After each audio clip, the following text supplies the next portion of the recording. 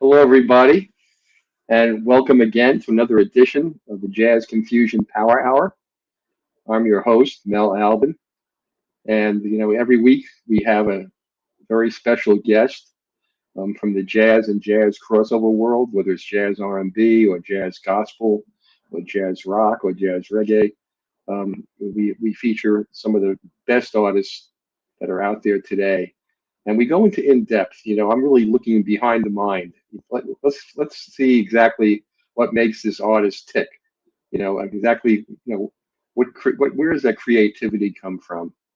And we tonight we have a returning artist. I only This is only the second time I've had an artist returning. Her name is Castella. If you don't know her, you should. She has new music coming out, which we're going to be playing for the first time. So I'm very privileged and happy about that too. And Castella's a fabulous artist, and I think you're going to really enjoy, if you don't know her, getting to know her. If you already do know her, you'll be able to hear a little bit more about her and get up close and personal, learn a little bit more about what makes her tick. So without any further ado, let me bring on our fabulous guest tonight, Castella. Welcome. Hey, how's it How are going? you? Good. I'm How are you good. doing? I'm doing pretty good. Thanks for Good. having me.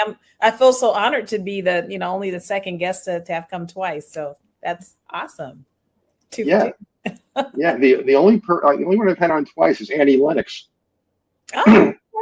That's So awesome. yeah, so Wow. so you're in very good company. I'm honored.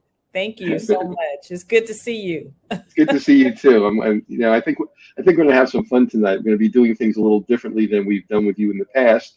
The Yeah. first time you were on, it was kind of this is your life, and we wanted to know all about your career and how it began.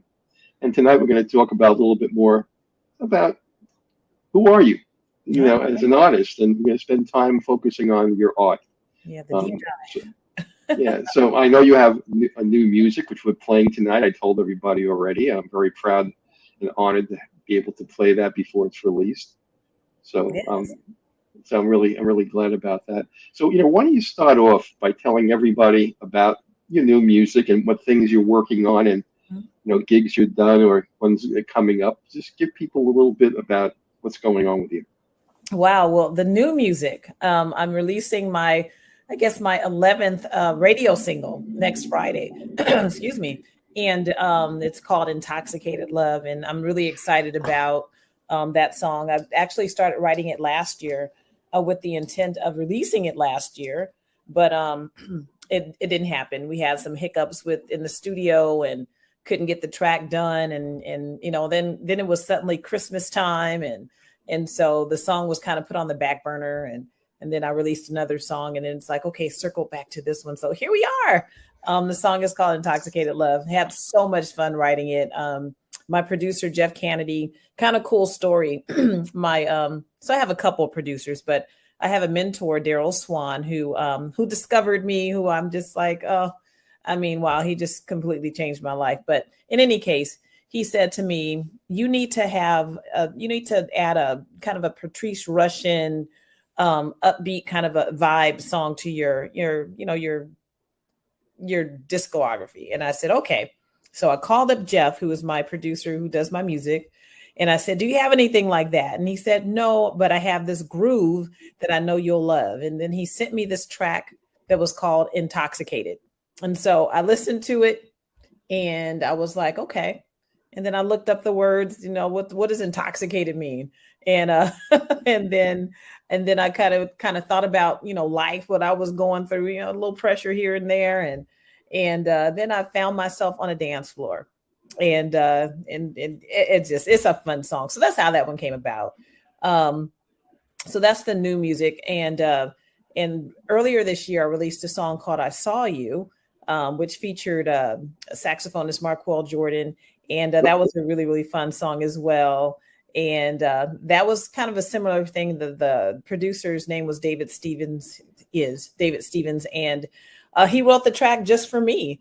And so when he sent it, I just felt it. And yeah, and I penned that song, I Saw You. I mean, it's a beautiful, beautiful track, so easy to write to. And so that's what I've really been up to. And before that, I wrote a brand new Christmas song too, but that's going a little.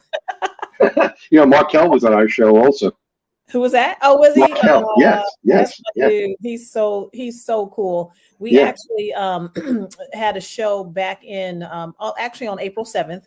We performed together. We had a show out here in California, and it was a sold out show, and it was amazing. We had such a good time. So that's what I've been up to. Also promoting my own shows. I have another one coming up in October. At the end of June, at the end of this month, I'm going to be a presenter at the Women's Singer-Songwriters Hall of Fame event, where they're going to be inducting some amazing songwriters that are women, and I'm going to be there to be a presenter. And so, where is that? It's in Washington, D.C. Yes, I know the person who put that together. Yeah, well, they've invited me to come and be a part of it. And as a songwriter and as a singer, it's like, wow, this is, pretty amazing to be, part of it. I know Angela Bofill is going to be inducted, which she's one of my major influences. Just love singing her music, and she's amazing. And there's a bunch of other women that are being inducted as well. So that's what's up with me. I mean, I'm just having a wonderful time. Just taking all of this in. It's awesome. That's wonderful. I'm glad to hear that. Mm-hmm. That's terrific. Well, look, I got a lot of stuff going on, but let's start off. I want to ask you a few questions that I think will interest all of your fans and people who don't know you. They'll hear your music tonight, and I'm sure they'll become fans right away. We have right now over 50,000 people who are listening in. I can see that on my counter. And from all over, from Canada, from the UK, from Japan. Wow. So I get to hear your music and get to know you too. So I'm really glad this is going to be really fun. Thank you. Tell me something. Yeah. Okay. What is it that you'd like everybody? If you're going to tell people one thing about Castella, what is it that you'd want them to know about you as a vocalist or a songwriter? What is it? What's the one thing? The one thing. Yeah. Well, did I like to sing? It's passion. I really love. I love what I do. And I would say, yeah, just that I just really am passionate about what I'm doing right now. It's I think I've talked to you about what I was doing before. I was an HR director, and I still now sometimes I still get to do those things. Kind of on the side now. I think I was telling you offline that I do have kind of a part-time day job, and just being there in an office, it's like, this is not what I want to do anymore. Because I would rather be working my brand, working my business, interacting with people that are interested in the music and writing music and just making things happen. So something about me is like I'm passionate about what I'm doing. I really love what I'm doing right now with my life. I've spent a number of years, I wouldn't say in local government, working at city halls and actually doing quite well, I might add. And it's just now my passion has shifted. I mean, even when I talk to my colleagues, I somehow I end up talking about the music. So it's like, hey, it's what I'm passionate about. So Castella loves what she's doing right now. That's great. I had a similar experience. I was a senior vice president for a very, very big pension company that provided investments for big 401k and pension plans. I had a job for quite a long time, and one day I went to the office and I looked around and I said, what the hell am I doing here? Yeah. Sometimes you have that epiphany, you're like, there's something missing. I got to find something else I want to do. So you found your passion, and that's really wonderful. So what is it about music that makes you passionate? Is it, is it being on stage? Is it the experience of just singing? Is it composing? I mean, where's your passion? Really all of it, all of it. And also just, having that, what I do in my singing has it touches just one person that it does, that it touches, what my singing does touch someone. That makes me feel really good about what I do. I mean, I like all aspects of it, but the delivery and having some impact on people. And I always say about anything, the gifts that you have that are within you are not for you, they're for someone else. And so the fact that I'm able to share this gift that God gave me with someone and it's having an impact on someone, it feels really good. And it keeps me going. Like, don't stop, because, someone needs to hear what you have to say and how you deliver. There's so many people that can sing. We come a dime a dozen. So it's not like, it's like, okay, I can sing, oh, whatever, but because there's so many people that can, but there's a uniqueness that comes with everyone. And I'm just grateful that I have an opportunity to share my uniqueness amongst so many other great people that can sing. Because I know it's not anything extra special. It's just, what you can do and what's within you. You're hitting on something, Castella. I was just on another show before I'm doing this show, and I was talking about, kind of, what it takes to really be an artist, and and you need to have a brand. And a lot of people are great singers, but it's the me in the music that is really the important thing, not the music. It's the me that connects to people, not the music.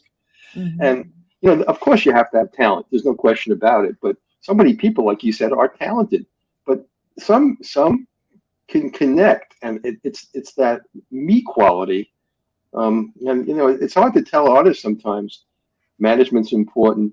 Your brand is important because they think their music is important, which is obviously what musicians and songwriters and vocalists do. But there's something that runs much deeper. And, if you're making that connection, then you know what I'm talking about. Yeah, absolutely. I mean, it's funny. Darryl Swann had a podcast before I even knew who he was. I Googled him and was like, oh, who's Darryl Swann? I didn't know.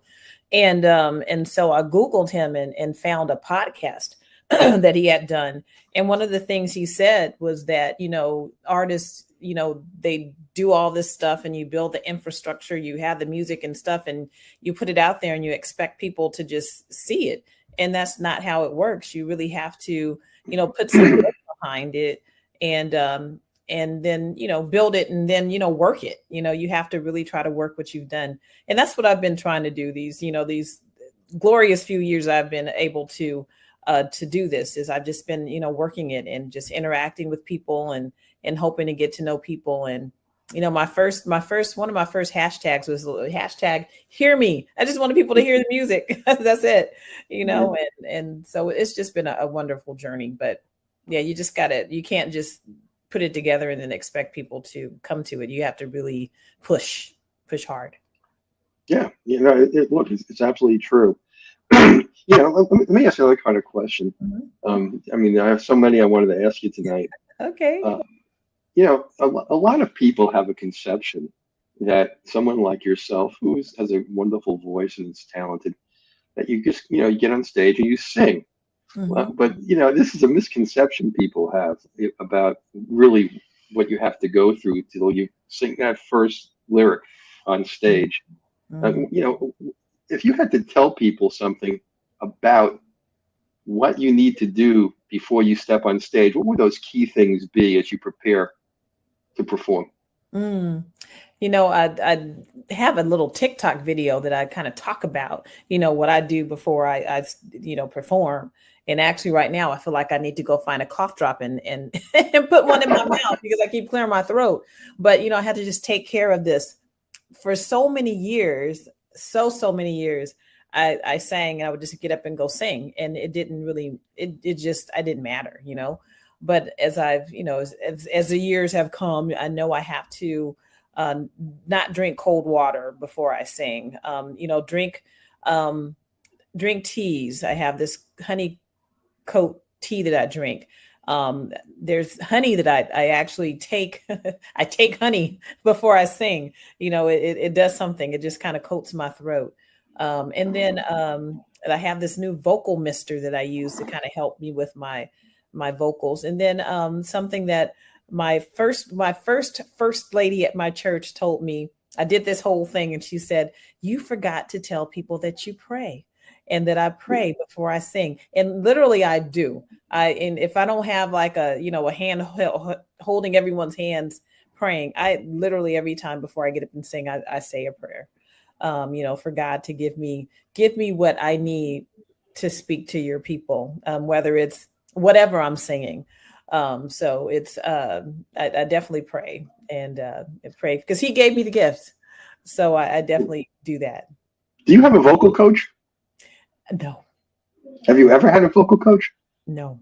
Really? Okay. No, I never have. I've never, no, I haven't. Okay. I mean, I know I've had little workshops at little church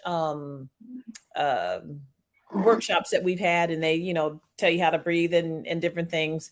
But as far as having someone I go over and hang out and they tell me to do this and that, no, I haven't. I would say the closest thing to a vocal coach that I've had is singing Sarah Vaughan. And I say that because growing up, I sang in the choir.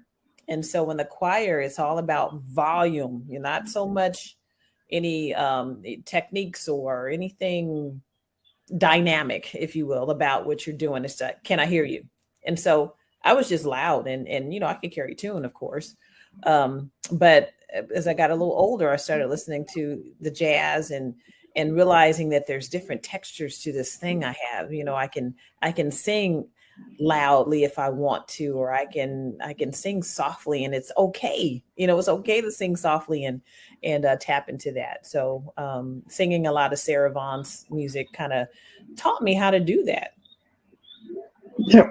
Mm-hmm. That's a great person to learn from. Let me ask you if you know about something. Do you know about vocal ease?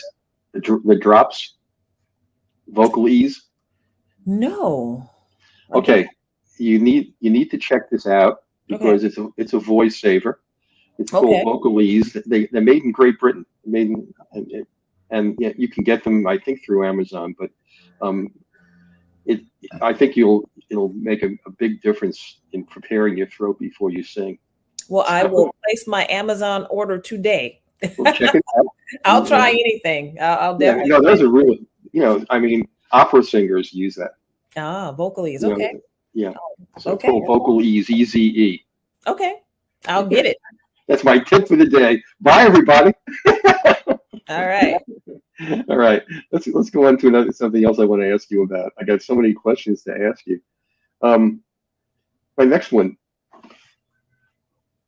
Is there something about being a vocalist that you discovered along the way that is something that you didn't know about being a vocalist when you first started out? Is there something that you've learned about your craft that you had no idea when you first started? Well, there's one thing, I guess, when it comes to recording. I can tell you that. I've learned so much about being a recording artist, if you will. One of the first, actually, the day I met Darryl, I was, did a rehearsal with the fella that I did the song with, that I was singing background for. And, he would kind of threaten me a little bit, like, if you don't get this right, you blah, blah, blah. And he just really was, I was like so nervous going into this session, like, oh my gosh, thinking I had to sing the song the whole way through, Right. And I learned that that's not how you record records. That's you don't record records. I mean, I guess back in the day when they had the reels, you had to sing it straight through. But now you don't have to record a record all the way through. You take it in bits and pieces. And that just made it so much like I calmed down. And, that's something that Darryl has taught me, like we take the songs in bites, and you get the best vocal performances. I mean, with my current song, I mean, I had to do 2 sessions to get that song done because the first part I just had sang so much, I was exhausted, from doing, the verses and stuff. And you don't do it just one time, you do a whole bunch of different takes. And he's like, try this, try that. do this, don't do that. And I'm like, but I like that. No, I don't like that. Don't do that. So there's just a whole lot of, things, and being able to be coached, has been pretty amazing, just doing pretty much whatever he tells me to do, vocally. And so there you said vocal coach, but he's not telling me. You do have a vocal coach. See? Yeah, he's my vocal coach. You didn't know it. Tells me what to do. And so I guess that was one thing that I've learned as far as being, I guess, a recording artist is just it's exhausting. I think the next day after I've done a session, I'm tired, just physically. I'm tired because I've been standing and I've been using all of my muscles to get everything out. And it's like, well, I didn't realize it was this exhausting to sing. It takes a lot out of you. So, yeah. You're really talking about something that's really interesting to me. Mm-hmm. Different producers have totally different styles in the studio. They do. And I know one guy, this is true. He'll give the music to the artist, but not the lyrics. And he wants them to listen to the music. And when they come to the studio, he gives them one phrase at a time, and he has them sing it until it's the way he likes. It may be, a few words. And when you're doing it as an artist, you don't hear the whole song. And then when you finish, he plays it back, and it's miraculous.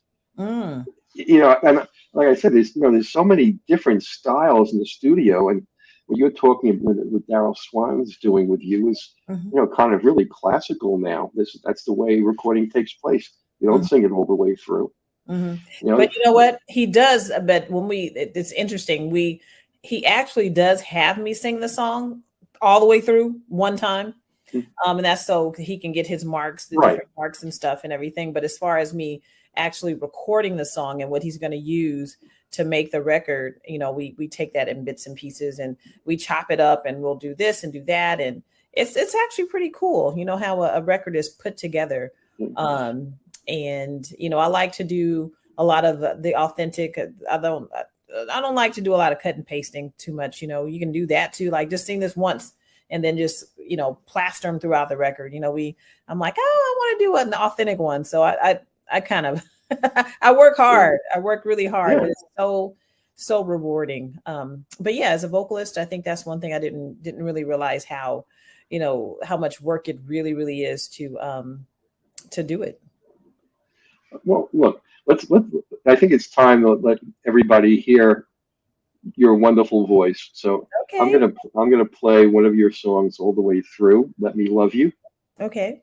Okay, and then we can talk about it afterwards. All right. Okay. Cool. All right.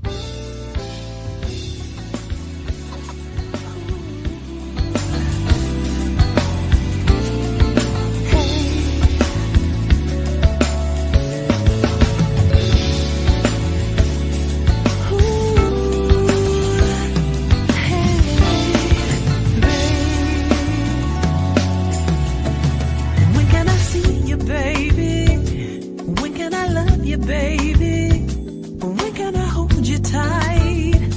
Come on, let's get it right. So how about you call me, baby?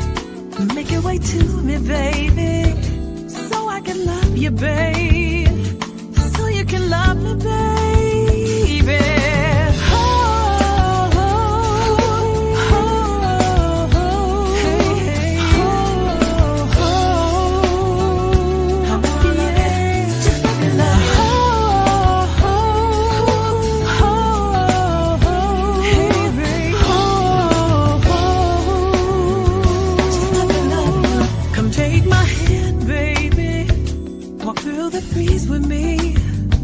My love comes with ease, babe.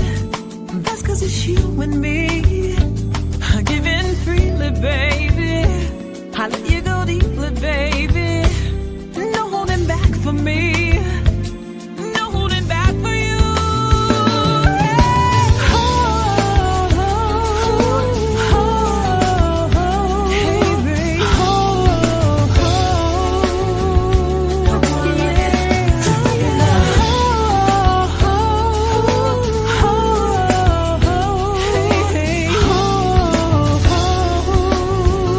Yeah.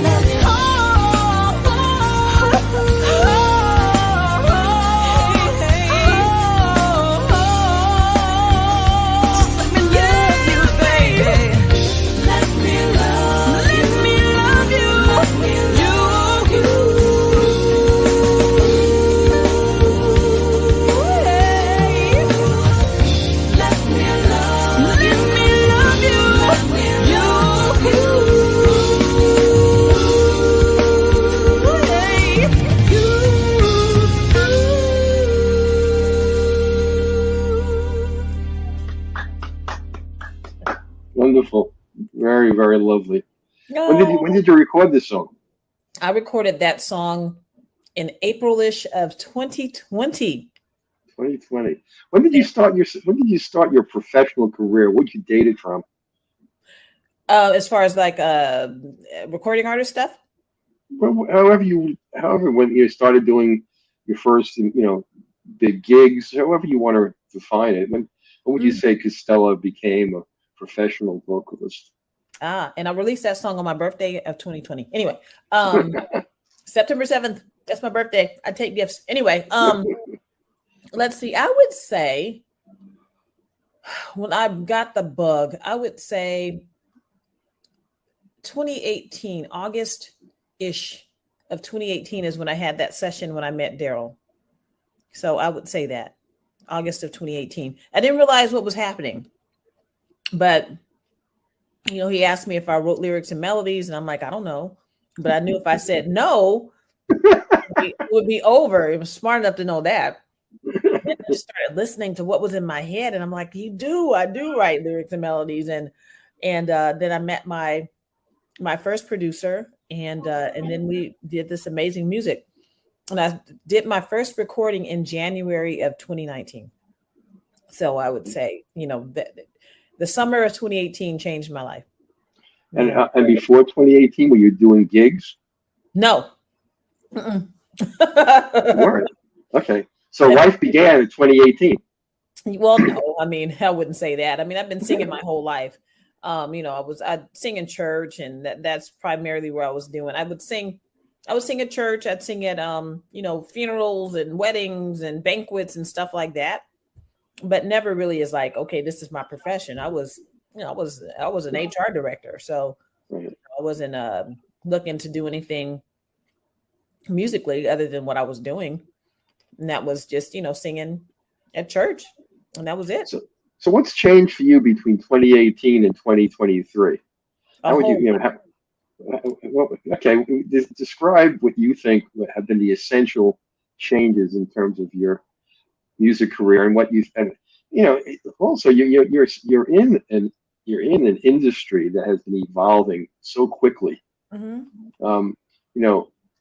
Do you see any changes that have occurred even recently that you have to adapt to, or? I found that cough drop. Well, I would say my life has changed like completely. People, see me now and it's like, you're different. Yes, because I'm a full-time artist now. It's my thing, and I wouldn't change it for the world. But something special that's going to be happening with my new release is there's this new thing called Dolby Atmos, which is this 3D spatial mixing. And yes. So I am the first artist in my genre to release a song that's going to be in that. Really? Yes. Intoxicated Love. There's going to be a spatial mix available on the same day. Why don't you explain to people? I know what it is. Why don't you explain to people what a spatial mix is? Well, it's new technology. It's again 3D 3D. It's a way to mix music in 3D. So currently, records that you have now are mixed in stereo, which is left to right. And so the spatial is such that you can mix the record and have things be on the left, the right, up and back, and front and back. So it's like you're in an egg, and you just have all the music kind of going all around. And so it's pretty amazing. I describe it to people. It's a holographic recording because you're inside, on top, on bottom, left, right. It's like the music is enveloping you. Yes, exactly. Yeah, it's a wonderful new technique. Yeah. So Intoxicated Love will have a spatial mix available. And as a matter of fact, there's going to be two. There's the first one is a little more conservative because I can be a little conservative at times. So the first mix we did was like, Darryl, I don't know about this one. And but it was great. And then we kind of toned it down a little bit. And so but once we got done with the second one, I went back and listened to the second mix, and I'm like, with the right earphones on, and I'm like, actually, I like it. I like it. And so what I'm going to do after this first spatial mix drops, because I really want people to like the song before we start, making it sound different. I want people to really fall in love with the song so they can accept, like, what is this, So, but yeah, there's another mix where you can actually, when we were going through the mixing process, which was actually my first time going through that, was seeing all of the different elements of the record in the room and just moving around. It was really, really groovy. It was really cool. So that's some new technology that I've been a part of, and I can say that I'm a pioneer in my genre in doing it. So first one. That's wonderful. Congratulations on that also. Thank you. That's terrific. Okay. Let me ask you about a couple of other things that are of interest to me. I hope they're similarly of interest to you too. Mm-hmm. Can you think of it, since you started in music, I guess you already told everybody, you kind of let the cat out of the bag already. I was going to ask you, is there anything significant that's changed in the music industry that you didn't see coming? And I guess 3D spatial will be one of them. Yeah. Yeah. Is there anything else that you've been surprised by as you've been developing since 2018? I would just say as an individual or someone who was a consumer of music, I never thought that I would have an opportunity to be one of the people that is an artist and that people are buying my music. And that's because the music business has opened up to where it allows a person like me to produce a record, to get my record distributed, to actually physically have my own record label to do what I do. And, before, years ago, you couldn't really do that and have much success, I would say. So, that's just something I think is really, really great. I was having a conversation with someone, and they were talking about the record labels and stuff. I'm like, well, that's good. But if it was that way still today, there would be no me. There would be no me. So, it's great. It's really great, but how things have changed and open the door a little bit more for people. Yeah. I think it's a double-edged sword. I think you're right. I think it has opened the doors, and anybody can be played now. Anybody can, you can get distribution. That's not a problem. Right. The problem is all the noise being heard amongst the thousands and thousands of songs now. Yeah. So being played is one thing. Being heard is something quite different. Right. And that's just a special talent. And then you also need a team to help make that happen. How many things can you do as an artist? You can't do A&R for yourself. There's too many things. Wow. So yeah. So I know one of the things you built, and you have Darryl Swann, you have your producer, you built a team. Mm-hmm. It's essential, and artists today have to think about that because nobody's going to do it for them. Yeah, that's true. You really have to put the work in, and Darryl has over 30 years of experience in the business. So, whatever he says, I really trust what he says because he's done all the grunt work, I guess, for me. And so he tells me to do this. I'm like, okay, I'll give it a go. We do this. Okay. All right. Yeah. Everybody needs a Darryl if you want to succeed. But I think now he respects me in my ability to say, hey, let's try this or let's do this. And, and it's a great partnership, there's a respect, even though I'm still a youngin', in the business. He respects me, and he thinks I have a nice voice. So it's you have a wonderful voice. Yeah. It sounds like you can scale 3 octaves. Is what it sounds like to me. Oh. That's why when you go to a vocal coach, those are things you learn about yourself. But I think I heard 3 octaves in there, which is really quite remarkable. It's really a nice range that you have in your music. Let me ask you. Pretty high. Yeah. Yeah. You have a good head voice, and yes, you really have a really very pleasing voice. It's nice to listen to. I appreciate that. Thank you so much. You're welcome. It's all true. Let me ask you another question. Let's think 75 years long. If you were sitting next to any artist in the past 75 years that you wanted to do a duet with, who would that artist be? Wow. Only one. There's so many people I can think of, but if I just had to pick one, because I always wanted to sing with him. I wanted to be one of his backup singers. It would be Luther Vandross. Great choice. Yeah, Great I just love him. Yeah. And what song comes to mind that you'd like to do a duet with Luther? I would do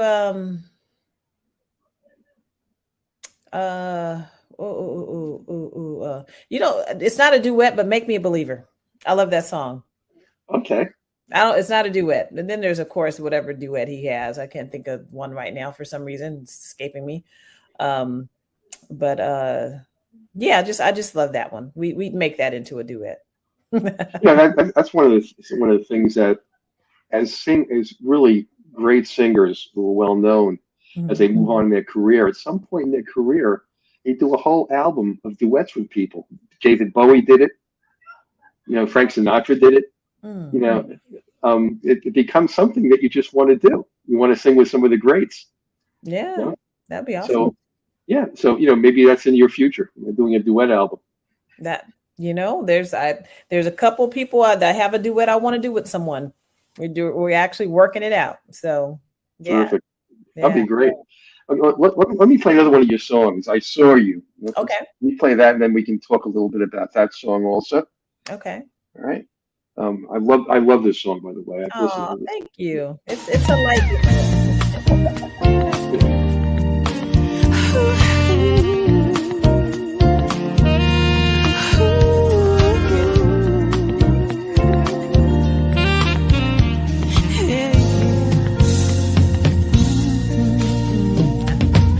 I used to walk with my head down.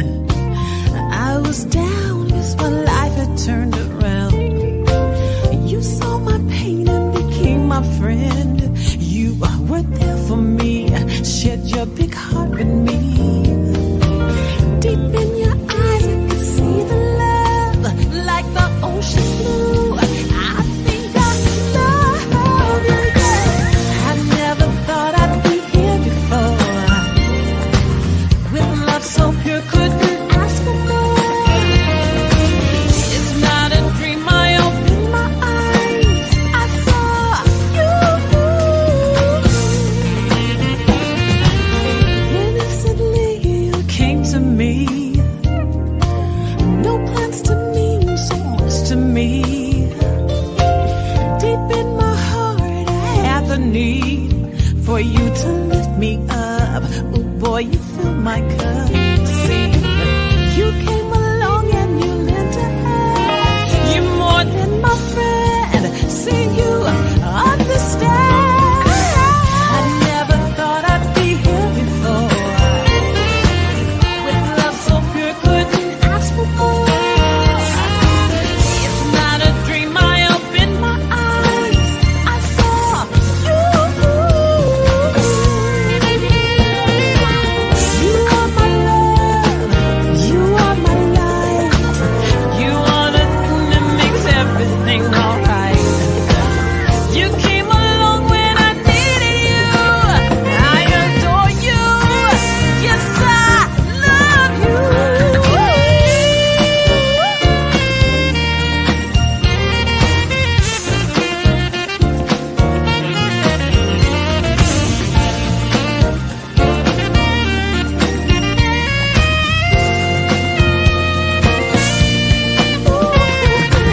I never thought I'd be here before. With love so pure, couldn't ask for more. It's not a dream, I opened my eyes, I saw you. I never thought I'd be here before. With love so pure, couldn't ask for more.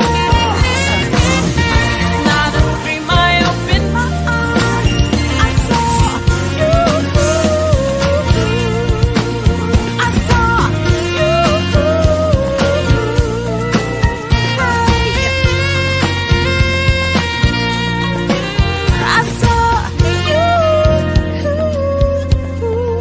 I saw you.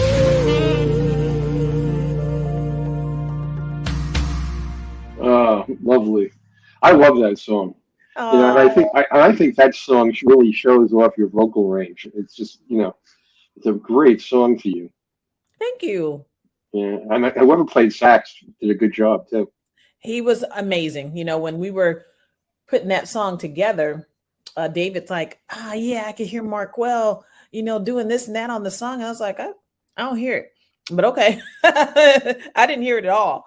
And we sent the song to him, or, you know, I called him and asked, I said, will you feature on this song for me? And he's like, sure. You know, you dig, you know, he's so cool. He's such a cool dude. Yeah, I mean, he's a great sax player. Oh, you know, I met him in September, I think, of 21, and it was at a festival, I guess you can call it. And I had never heard him before. And when he started playing, I was like, wow, he's so good. You know, so I'm happy to have made a song with him. He's great. He's awesome. Good dude. I don't know if you know somebody else I had on my show who I really admire a lot, Jeff Bradshaw. Never met him. Jeff plays trombone. I want trombone someday. He is the best. He's a great producer, a great songwriter, a great musician. You know, he's been on the show. I'm thinking about you. I'm thinking that you two should hook up. I mean, that would be. Come on, Jeff. I've heard. I think we're Facebook friends, and I just love horns. I mean, at my last show, I had a trumpet player, a young lady named Tatiana Tate. Be on the lookout for her. She's amazing.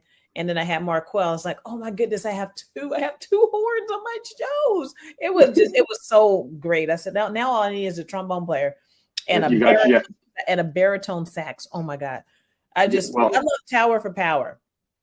Tower of Power. I just love, oh my God, the horn section on that group. Yeah, they're amazing. They're really amazing. Horns are something else. I mean, it's nothing like it. Well, now I gave you Jeff, so remember, I'll keep feeding you people. Thank you. He's wonderful. Okay, let me ask you another kind of question here. Let's see. What other questions did I have for you? Okay, here's one. If you had to identify your key strengths as a vocalist, what would you say is a key strength that you have that connects you to your fans? The power in my voice. The power, and also my ability to articulate what I'm saying. I think you know what I'm saying. Yes. You can understand the words. There's no mystery. You know, it's there's something else that you do, and you know, people do this on harmonica. You bend notes when you sing. I don't know if you're aware of it. Oh. But yes, you bend notes. Mickey Howard does that. You know, Mickey's one of my girls. I mean, yes, I used to sing to her. Yeah. And Mickey does that. Mickey, like you said, you understand the lyric, and it's not just a matter of understanding the emotional side of the lyric. It's how your voice understands the word, and you know, it's a talent. It's, you know, that's why so many people think you just get up there and sing. It's just a major talent, because you have to interpret the lyrics with the music, and you have to make that work with the kind of voice that you bring, you know, to the table. Yeah. And some people just sing the song, but you know, you don't. You are very good on words, individual words, how you treat them. And Thank you. You know, people that really listen to music carefully will hear all these things in your voice. That's why I wanted to have you back on the show also. You do have a wonderful voice. Oh, so, thank you. Yeah, my mom says I have the kind of voice where people, you know, have to stop and listen. They can't. Yeah. They stop and listen, and I kind of have seen it sometimes, you know, where people do stop and they listen. You know, in church sometimes, you know, people, you look for, you know, the reaction. People are clapping, this and the other, but you know, people are like silent really when I'm singing. You know, it's like they're listening, and so I've learned to appreciate that people are listening, you know, to me, not just reacting, but they're actually listening to, you know, what I'm saying. And it's a beautiful thing. Yeah. You know, you've also done sports events too. I have. I sing the national anthem every opportunity I get. Yeah. I know. I just posted. Why do you tell people where you sang this national anthem? some places. Well, I guess I call myself the resident, a resident anthem singer at my alma mater, Cal State Long Beach. But I've also had an opportunity to sing it at the Lakers G League, which, those G Leaguers, they do make it to the big time. So hopefully, they'll pull me up one day to the, the real, to the big Lakers. But I've sang at the Lakers G League twice this past year. And I was able to do actually the Black National Anthem and the National Anthem at the same time in February. Oh, so I did one and then I did the other, all in one breath, and it was quite a blessing to do. So, yeah, I sang at every event, from the water polo to the basketball to volleyball to softball to baseball. And the water polo girls are just the sweetest. So it's just they actually begged me, "Can you please come sing in our game?" And I'm like, "Sure, I'll come." And so it's just great, that I love doing it. Look, we're starting to run down on time. I want to get to the Pierce de Resistance, your new single coming out. Yay. Intoxicating Love. What do you tell people about that song? We set it up and then we'll play it. Well, my tagline now is it's danceable, it's singable, and it's lovable. It's intoxicated love. It's such a fun song, and talking about all the different things I like. I love champagne. I love whiskey. I love my red cup, and I want to drink you up. Had so much fun writing that song. It was so much fun. And when I get done, I got done writing. It's like, that's just pretty cool. I never really know that, when I'm writing, that these things are like rhyming. I'm not like, I don't pull out a book and say, okay, does this rhyme with this or this rhyme with that? No, it just kind of flows. It flows through me. And it's just so cool when I'm done writing something. It's like, wow, that was cool. That actually rhymed. Okay, that's cool. So. Yeah, I had Brian Culbertson on the show. Mm-hmm. And Brian was talking about, sometimes he'll write a song and he'll finish the song. And all of a sudden he'll say, I did that? Mm-hmm. Yeah, like, wow, that's pretty cool. Wow, where'd that come from? Okay. Let's play it, and then we'll talk a little bit more. Okay.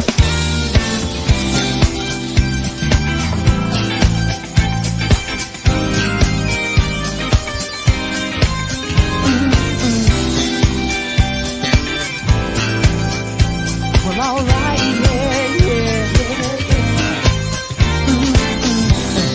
Out here on this dance floor, I can't take no more of this pressure that's been weighing on me. I just wanna feel this groove and get me out this mood. See, I wanna leave and take you with me. Your moves, they got me tipsy, baby. I'm kinda dizzy, kinda blinded by you. This time, I don't think we're playing, baby. You're like my red cup, I wanna drink you up. I'm intoxicated by you. Boy, you got that groove. I'm intoxicated by you. Monday, Tuesday, Wednesday. You see, I can't complain because I'm breathing and believing in your love. I was colliding on that floor. Can you be for real? Cause what you did to me, it really messed me up. You're like my champagne, baby, or my whiskey, or some Hennessy. So smooth and dark brown ecstasy. I'm so glad you decided to live with me. I'm intoxicated by you. Boy, you got that groove. I'm intoxicated by you.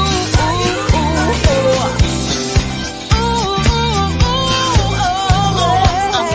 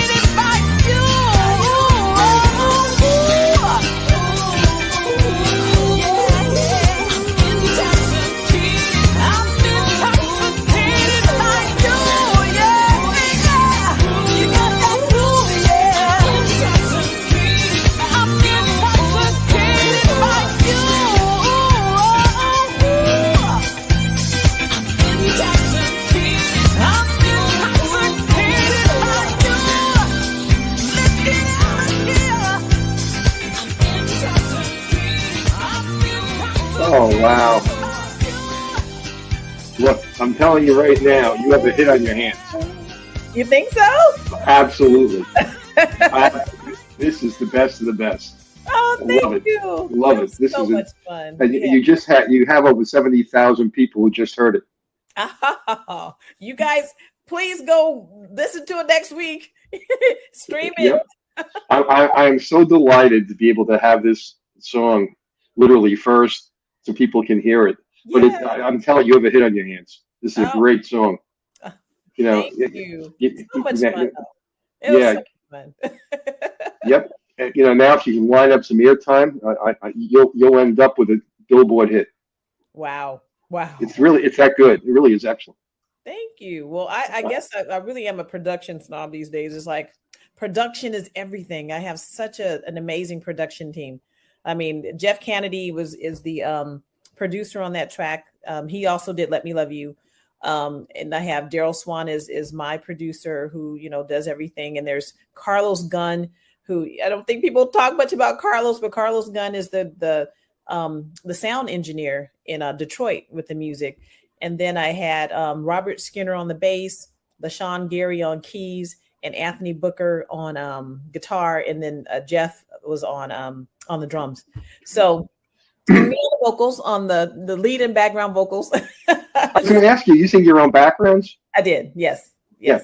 Do you do that most of your songs? Yeah.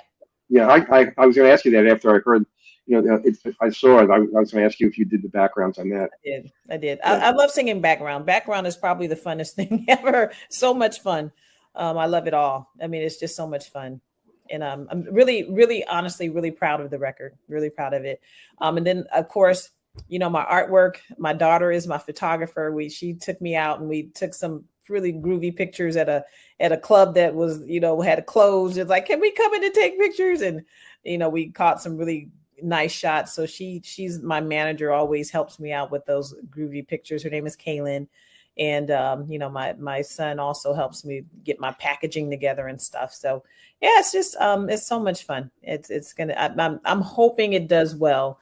I never assume that it will. I just pray that it does. I'm telling you, this song is going to do very, very well. It's really well put together. Your voice is spectacular on it.